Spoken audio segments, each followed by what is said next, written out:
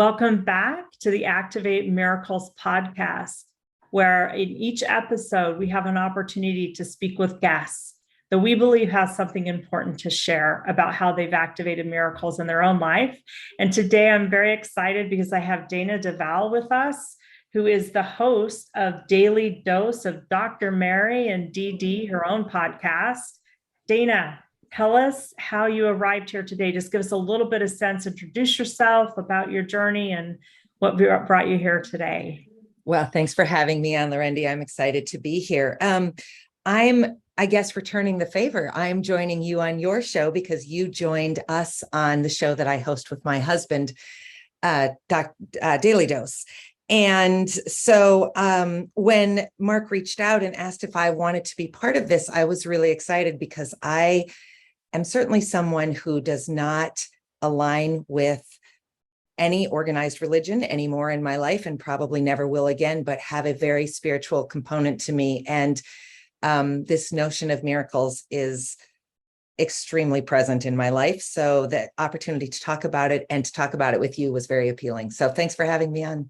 Oh, thank you so much, Dayna. So you're in Daily Dose. I was really so privileged to be on your show. We talked a lot about, when I was a guest, about how miracles have shown up in my life. We talked a little bit about recovery, and I know that's part of your story, your family story. So would you just be willing to be a little vulnerable and share a little bit about that and how miracles have shown up for you? Sure. So I have been with Dr. Mary for 21 years. We've been married for 14 years, and 5.5 years ago, our marriage was in terrible, terrible shape. I didn't know it because I didn't have the language to identify it. I didn't have the lived experience to identify it, but he had become an alcoholic. And I didn't leave because I couldn't figure out how to leave, and because it wasn't bad enough. There was no physical abuse. It was like terrible, sad neglect more than anything. And he ended up with a 14-hour nosebleed that landed him in the hospital for 2.5 weeks, including 6 days in a medically induced coma in intensive care, and then 4.5 weeks in inpatient rehab. And he has miraculously been sober ever since. And so certainly that is one of the miracles of my life, and the great joys of my life is just that I didn't just get the man I met back. I got a far, far greater version of him, but maybe for the purposes of this conversation, I actually got a far, far greater version of myself as well. You don't really know what you're made of until you walk through a pretty intense crucible, and we walked through it both together, but also individually. There was a lot of work that each of us needed to do to figure out how to repair a marriage that was in disrepair, how to repair ourselves. There's a lot of trauma around addiction, even if it's not terrible.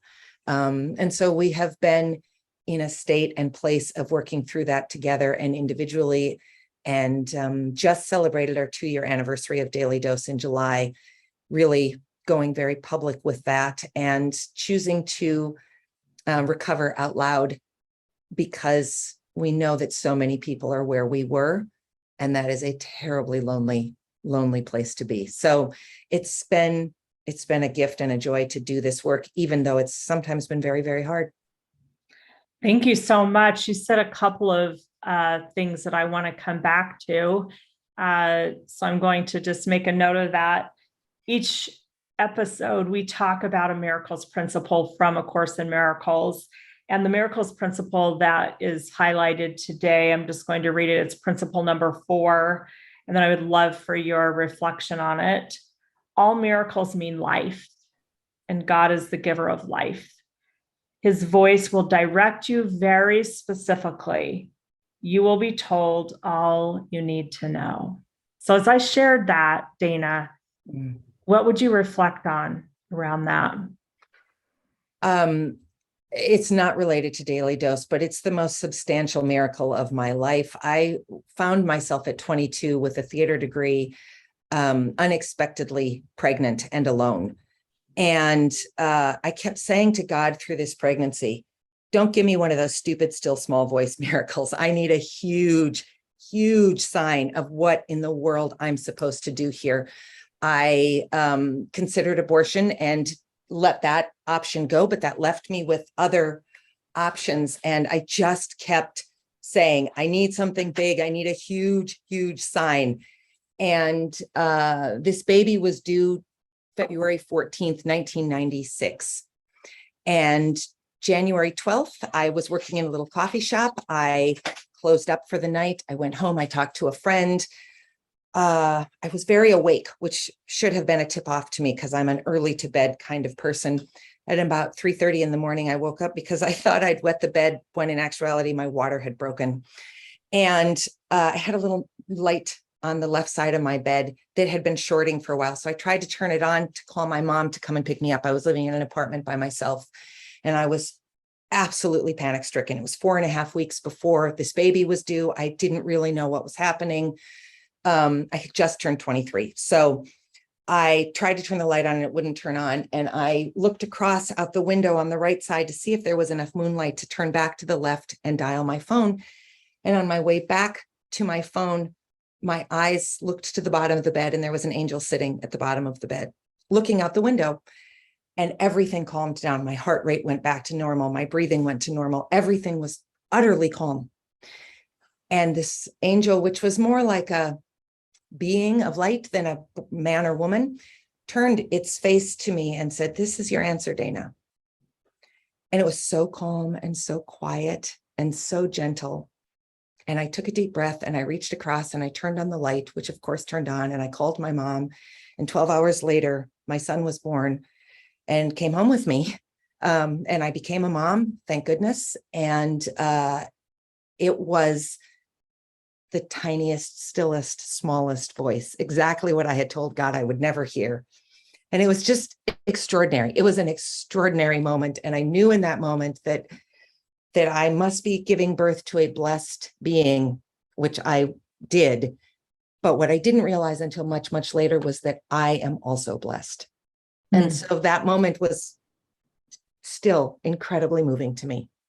So powerful. I had truth bumps as you were sharing that story, and how powerful that God spoke in a pretty profound way by bringing that angel to your bed and, to the end of your bed, and then also bringing a still small voice in your son. And the only way that can happen is that you are the godness, right? That you, even in moments when we don't recognize it, that we know what to do because of that inner knowing. Really so powerful. Yeah, thank you so much. I want to go back to, I love what you said about recovering out loud. I've never heard that before. I love that. Is that someone wrote to us and said, "I'm so proud of you for recovering out loud." And I thought, that is exactly what we're doing. I loved that phrase too. And I can't take any claim on it, but it is really powerful because most people, I think, feel such incredible shame around addiction. We culturally create and give a lot of shame to people who are struggling. And when we decided to recover out loud, it changed everything for us. So powerful, because in recovery, one of the mottos is that we're only as sick as our secrets, right? We only stay unhealthy as we're not willing to be vulnerable and share. So I love that not notion, but that way of being, that as we recover out loud. So it normalizes also that we're all struggling and suffering and recovering from something. I always say, we talked about this, I think, on your show, that in my opinion, it's from the moment we decided to incarnate in this vortex, that human experience. And so as we run toward that recovering out loud, I love that so much. Yeah, thank you. Yes, you also talked about, I think I have this right, was it that the challenge for your recovery with your and Maz's experience was more, it wasn't about some, traumatic, abusive situation, but it was, I think you said, sad self-neglect. Was that how you stated that? Is that how you say If that phrase is close enough, I'm not positive that's what I said. It felt kind of like benign neglect. Uh-huh. You know, he never actively tried to do anything to hurt me. He Right. just had moved his gaze to alcohol. And so there really wasn't space for me or anything really but Mhm. alcohol. And so someone wrote to me once after an episode of Daily Dose, because I had said something about, I mean, it wasn't that bad at our house. Many people have it worse. And she said, I want you to never say that again, because it's not about having a rank or a hierarchy of sadness or abuse or trauma. It's just about, that's your lived experience. And you get to own that that's your lived experience, and you don't have to justify it or apologize for it or say that it wasn't as bad as someone else's. It's just been your experience. And so I really adopted that, because I think there's real power in just saying, this is what I've lived through. Thank you so much. It's interesting. I'm reflecting on that because we have a dear friend who works in the recovery and mental health community and is really such a beacon of light. And she was recently diagnosed with stage 4 ovarian cancer. Oh. And so we're holding light for her, and she's holding light for herself. And I was reflecting on some things that, we've been going through. And in a moment, I thought, what am I concerned about? My dear friend is struggling with something much greater. And, God, I had one of those God moments too, that was just that, is that, well, your lived experience is your lived experience. And for those of us who have an opportunity to have a voice on the stage, I think that's really important for us to live out loud and recover out loud that we're going to own our experience, and there's no order of difficulties and miracles or experience. They're all the same. But they're our experience, and we don't have to judge ourselves because maybe my experience wasn't as bad or whatever the case is. I feel like that's a very puritanical thing that we've carried through our European founding in this country, is just that sort of, everybody's got it worse. So it might be not great for you, but somebody has it worse. So just buck up.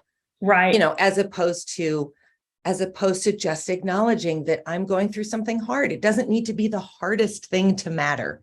Right. Just something hard. And that's just where we are on our journey. And to throw that away is to really dismiss the challenge of it, and also possibly to miss the learning from it. Right. I kind of connected to a while ago the idea that we're strong enough that we can hold grief and hope in the same space. We don't have to choose one or the other. So we don't have to make ourselves feel smaller or less important. So, and one more thing I want to connect to, again, thank you so much for this aspect. I remember, and I have permission to share, that we're also a recovery family because of my husband in recovery. And I also remember those moments of thinking, again, he was never abusive or, any of that, but just this sadness of, I could see this warrior within, right? And just the neglect or forgetting of that warrior that alcohol numbed, right? So it numbed the pain, but it also numbed the greatness. And I think we share that journey as well. So, wow, we're coming to the end of our time. But Dayna, we invite people like yourself to be here because we think that there's something really powerful that you can share with our audience. So I'm going to ask you, what would that be for you? What would you like to share with our audience today? A couple of things, I think. One is, probably don't spend a lot of time telling God what you can and won't take. I feel like the universe waits for me to use the word never and then gives me the exact opposite. So it wasn't when I realized that it was that still small voice, which has happened to me 2 other times in my life, I kind of had to laugh because, of course, I said, I will never hear that. Let's see. So don't maybe direct God. And the second thing is that I think we're all born blessed. It doesn't always feel that way. Sometimes we're in the middle of something really, really terribly difficult. I don't think it's because we're not blessed and loved by a universe that is much, much larger than anything we can comprehend. So I think trust that to the best of your ability. you can't know the forest for the trees. And sometimes the trees are really, really hard, but it's not because there's not something larger there at play. And it's not because you are not loved and blessed. Oh, thank you so much. And your beingness in that makes up that forest, right? So yes. your being there, your being present, the you is part of that collective consciousness. Thank you so much. Dayna, how can our listeners get in touch with you? Dayna, Dayna at daynadelval.com. And if you're interested in Daily Dose, we're taking the month of August and the first week of September off, but we're live on Facebook, LinkedIn, and YouTube every Tuesday and Thursday morning at 8:30 a.m. Central. It's 15-ish minutes on Tuesdays and about 40 minutes on Thursdays with guests. But daynadelval.com is my website, and you can really find what you need from there. Wonderful. Thank you so much. And thank you to our listeners for participating again in our Activate Miracles moment. Love and blessings, and we'll catch you next time. Thank you so much.